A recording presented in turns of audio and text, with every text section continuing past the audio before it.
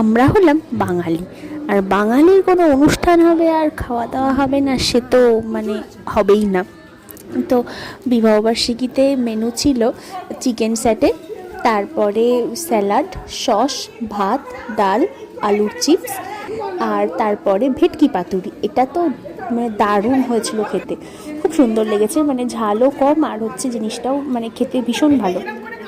তারপরে হয়েছিল মাটন, আমি যেহেতু মাটন খাই না তাই জন্য আমার চিকেন, আর আমি আর মামির জন্য, আমার আর মামির জন্য চিকেন, আর এই যে মায়েদের মাটন। তারপরে চাটনি, পাঁপড়, 2 রকম মিষ্টি, আইসক্রিম আর হজমোলা। ভিডিওটা যদি তোমাদের ভালো লাগে তাহলে অবশ্যই লাইক করে দেবে, থ্যাংক ইউ। আর মিষ্টিগুলোও কিন্তু খেতে একবারে দারুণ হয়েছিল।